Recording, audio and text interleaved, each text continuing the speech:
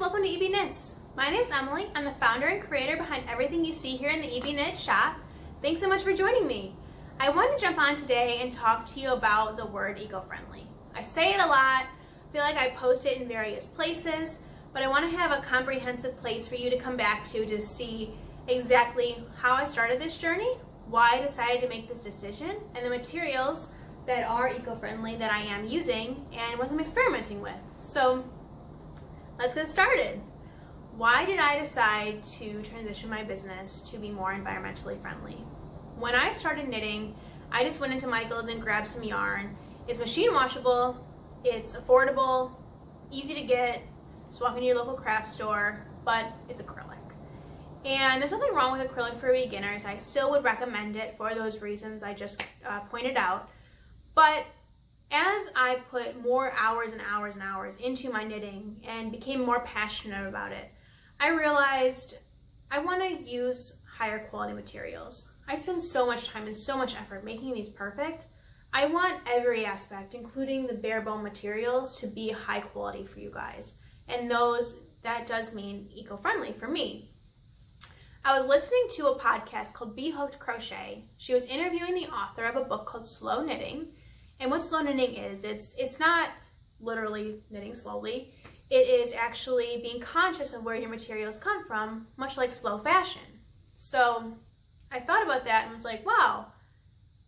I never thought about my fiber or really what that meant before. Was like, I'm using acrylic and that's plastic. And a lot of things about that, from mining it to actually transforming it into yarn, isn't super friendly for the people or the environment doing those tasks. So I decided to do some research about how I can use higher quality materials and focus where I'm sourcing my materials from more environmentally friendly locations.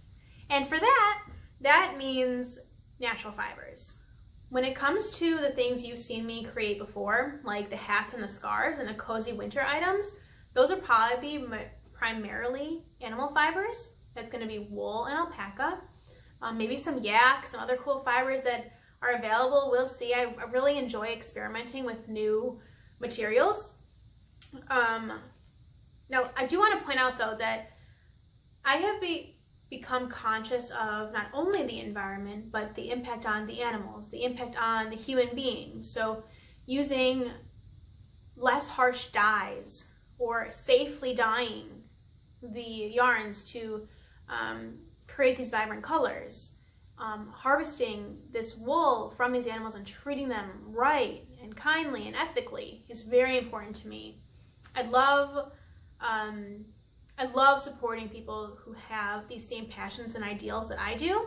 So that usually means, not always, but a lot of times means small businesses that are also women-owned and also local, or as local as possible, or US based, because I want to support people like me who have those same passions. What it means for right now though, these are natural fibers, plant fibers, upcycled and recycled items. So for example, I'm going to be knitting more bags, maybe crocheting some bags, and homeware, things like that. And that means that I'm going to probably be using cotton some more. So I want to steer clear of non-organic cotton because of the amount of pesticides that go into that. But here, for example, this is upcycled cotton and upcycled denim. So it's actually from a denim. Those blue specks is actually denim woven into that. So it is, this particular one is 80% upcycled cotton, 20% upcycled denim. There's some with more blue and some with less blue. It is called Billie Jean yarn from Wool and the Gang. I use this to create a cardigan for my sister. It's more lightweight because that's what cotton is, but it's really a nice fiber to work with, and I'll probably be using it to make some bags this summer. So see this coming to the shop. Also, the process of upcycling, it saves water. So it saves 20,000 liters of water per 1 kilogram of upcycled denim. Just a little note on that. Speaking of these upcycled and recycled items, I want to point out this because this is a newer yarn to me. I just made my sister a hat with this. It's very lightweight. I won't be using it for winter hats or anything, but she wanted a lightweight one for spring. So this, I'm excited to try for like some garments for myself. But back to the point, it is 53% cotton, 47 recycled polyester. And what that polyester in this is recycled water bottles. So each ball of yarn has 3 recycled water bottles in it. So I just think that is so cool. Again, recycling, upcycling, making something that was trash and pollution into this beautiful yarn. Now, some of the plant fibers that I want to try, like I mentioned, organic cotton, also eucalyptus, linen, hemp, and there's a relatively newer material called tencel. Now, tencel and lyocell, this is this yarn. And this is called Tina Tape yarn from, again, Wool and the Gang. And I was surprised at how soft it was when I received it. I was expecting something a little harsher because ultimately it's wood fiber. So let me tell you what it is. It is 100% biodegradable lyocell, renewable raw material wood fiber, cellulose fibers of botanic origin. It's durable and long lasting. I think this would make an awesome garment. Maybe a bag. This is so much softer than I thought it would be. So this is really cool. Actually, also, if you check out the Tencel website, you'll see how critical the environment is to the entire process of creating this yarn. There's slow fashion.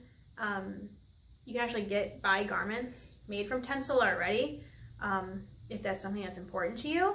And again, I think this is just really cool. Check out their website for more info and to see exactly the process of it going from wood to this soft yarn.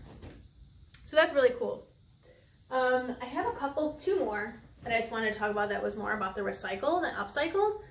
These are both, they're 2 different types of yarn, but they are both made from t-shirt offcuts in Turkey factories.